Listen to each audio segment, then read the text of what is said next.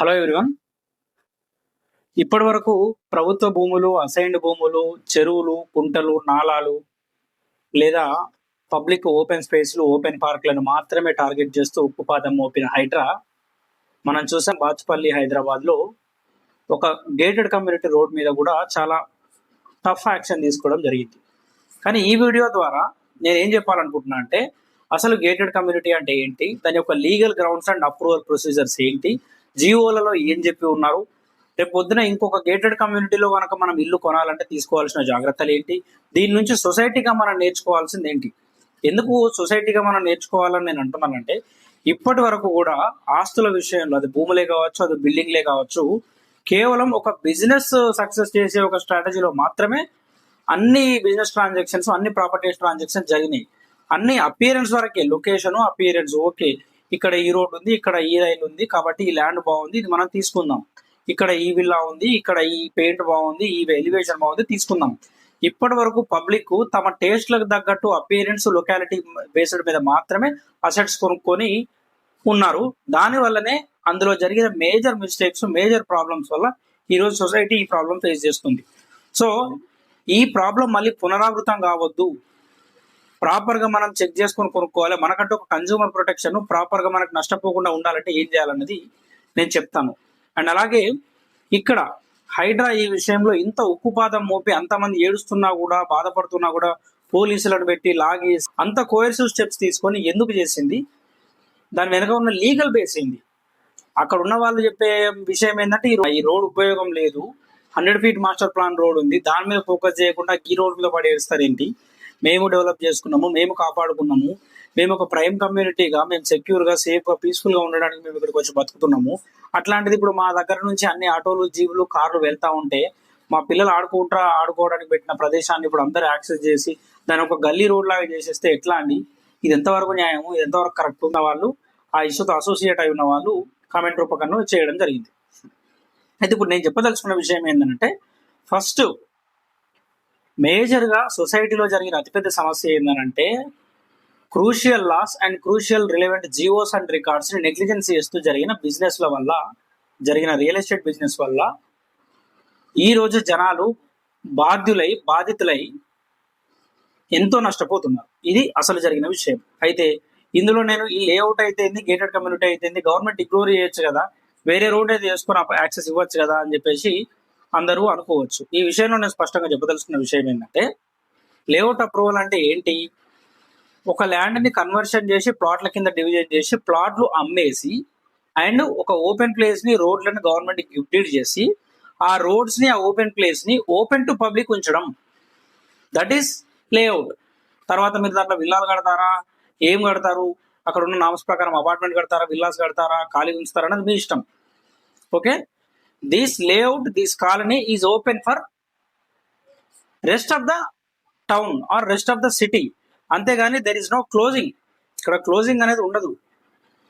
మీ layout ఒకడు వేసి develop చేసి వదిలేసినా కూడా పక్కన ఆ రోడ్ని ఎక్స్టెన్షన్గా చేసుకొని ఇంకొకరు లేఅవుట్ వాళ్ళ ప్లాట్ను డెవలప్ చేసుకోవచ్చు. అది ఆ స్కోప్ ఇచ్చేదే లేఅవుట్.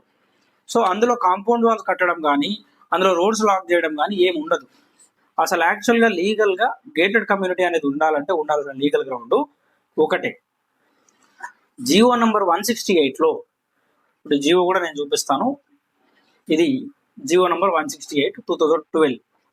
ఈ జియో నంబర్ 168లో రూల్ నెంబర్ 8లో చెప్పిన విషయం ఏంటంటే, ఒక గేటెడ్ కమ్యూనిటీ అనేది నిర్మాణం జరిగినప్పుడు ఆ గేటెడ్ కమ్యూనిటీ అనేది ఆల్రెడీ వస్తున్న రోడ్ నుంచి అవతలకు వెళ్ళడానికి అబ్స్ట్రక్షన్ గా ఉండకూడదు.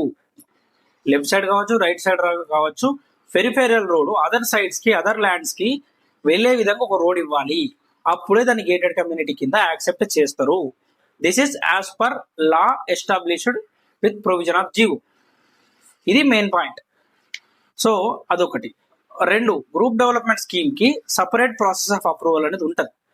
ఓకే, గ్రూప్ డెవలప్మెంట్, ఈ గేటెడ్ కమ్యూనిటీ అనే దానికి అప్రూవల్ ను గ్రూప్ డెవలప్మెంట్ స్కీమ్ అంటారు. సో గ్రూప్ డెవలప్మెంట్ స్కీమ్ కి అప్రూవల్ అనేది సపరేట్ ఉంటుంది. ఆ ప్రొసీజర్, ఆ నామ్స్ ప్రకారం తీసుకుంటే చెల్లుతుంది. బట్ ఇక్కడ జరిగిన ఉదంతం ఏంటి, డెవలపర్లు, రియల్టర్లు, రియల్ ఎస్టేట్లు అందరూ ఏం చేశారు, బోర్డులు పెట్టేశారు, ఫ్లెక్సీలు పెట్టేశారు. ఇది ఏమంటారు, ఇది గేటెడ్ కమ్యూనిటీ, ఇది ఈ ప్రైమ్ కమ్యూనిటీ, ఇది ఆ ప్రైమ్ కమ్యూనిటీ, ఈ ఇంటీరియర్ ఆ ఎక్స్టీరియర్, ఈ రోడ్డు ఆ రోడ్డు అని చెప్పేసి వాళ్ళకి చెప్పేసి ఒక అసోసియేషన్ అయితే ఫామ్ చేసి వాళ్ళకి డెలివరీ ఇచ్చేసి వెళ్ళిపోతారు. ఇక్కడ జరిగిన మిస్టేక్ అలా at the place of persons who have taken that permission. ఇది గ్రూప్ డెవలప్మెంట్ స్కీమ్ అని పైన ఇప్పుడు క్లియర్ గా టైటిల్ బార్ లో మెన్షన్ చేసి తీసుకుంటారు. ఈ అప్రూవల్ ఉంటే దాన్ని గేటెడ్ కమ్యూనిటీ అంటారు. అండ్ అలాగే ఇందులో మీరు మ్యాప్ లో క్లియర్ గా చూడండి, పెరిఫెరల్ రోడ్ అని పక్కన నుంచి ఉంది. ఈ పెరిఫెరల్ రోడ్ 12 మీటర్స్ అనేది ఆ గ్రూప్ డెవలప్మెంట్ స్కీమ్, ఆ గేటెడ్ కమ్యూనిటీ డెవలప్ చేసిన డెవలపరే ఈ రోడ్డు కూడా కొని ఈ road access other parts of town కి ఇవ్వాలి, అదర్ పార్ట్స్ ఆఫ్ సైడ్స్ కి ఇవ్వాలి. ఎందుకు ఇవ్వాలి? అసలు ఏం అవసరం? మాది మేము డెవలప్ చేసుకుంటాం కదా, వాళ్ళకి ఎందుకు మేము 12 మీటర్స్ రోడ్ ఇవ్వాలి అని అంటే, మీ వెనకాల మీ గేటెడ్ కమ్యూనిటీ వెనకాల ఒక ప్రమాదం జరుగుతుంది. ఓకే, ఇప్పుడు మీరు రోడ్ ఇవ్వరు, కాంపౌండ్ వాల్ ఉంటుంది, అక్కడ ఒక 10 ఇళ్ళే ఉన్నాయి, ప్రమాదం జరుగుతుంది, అంబులెన్స్ రావాలి, ఫైర్ ఇంజన్ రావాలి, ఎట్లా వస్తుంది? It should serve the purpose of public. అక్కడ పబ్లిక్ పర్పస్ ఉంది, కాకపోతే డెవలపర్స్ చేసిన టైంలో ప్రజలని మోసం చేశారు. రియల్ ఎస్టేట్ విషయంలో చాలా ఘోరాలు జరిగాయి కూడా. సో ఇదండి లేఅవుట్కు గేటెడ్ కమ్యూనిటీకి ఉన్న మధ్య తేడా. సో ఇక్కడ మనకు అమ్మినవాడు ప్రాబ్లం క్రియేట్ చేసి వెళ్ళిపోయిండు, ఆ ప్రాబ్లం ఇప్పుడు బయటపడ్డది. But the tragedic part of society ఏంటంటే, అది ఇన్ని సంవత్సరాలకి ఇంత డెవలప్మెంట్, ఇన్ని ఆస్తులు, ఇంత రియల్ ఎస్టేట్ సొసైటీలో కనీసం ఎప్పుడైనా రూల్స్ బయటకు వస్తున్నాయి. సో కానీ ఒకప్పుడు ప్రభుత్వాలు నిద్రపోయి ఇప్పుడు ప్రజల్ని శిక్షించడం అనేది సరి అయింది కాదు.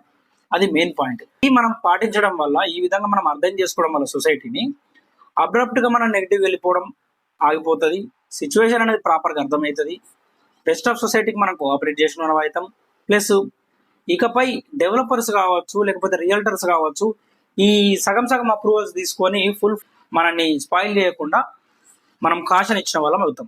ఇప్పటికైనా వినియోగదారులు తెలుసుకోండి, ప్రాపర్టీ ఎడ్యుకేషన్ అనేది చాలా ముఖ్యం. ఎవరు ఎంత కష్టపడి, ఎంత పని చేసి, ఎంత డబ్బు కూడబెట్టినా, ఏ కంట్రీలో వెళ్ళి ఎంత డబ్బులు మనం దాచుకొని మనం అక్కడ వేరే కంట్రీలో వెళ్ళి పనిచేసి అక్కడ ఎన్నో సాక్రిఫైస్ చేసుకొని ఇక్కడ అమ్మ నాన్న కోసమో, ఇక్కడ కుటుంబం కోసమో, భార్య పిల్లల కోసమో ఇక్కడ డబ్బులు పంపించి వాళ్ళు సేఫ్గా ఉంటారని ఒక ఇల్లు కొంటే, అది తర్వాత ఇంత నష్టాలకు, ఇంత రభసకు దారి తీయడం అనేది సొసైటీలో చాలా బాధాకరమైన అంశం. సో ఇప్పటికైనా ఈ విషయాలు, రూల్స్ బయటకు వస్తున్నాయి. ఈ విషయాలు ప్రజలు తెలుసుకోగా ఎన్లైటెంట్ కన్జ్యూమర్గా మనం ఉండి మనం ప్రాపర్ మెసేజ్ ఇద్దామని చెప్పేసి నేను రిక్వెస్ట్ చేస్తున్నా. Thank you so much for watching this video.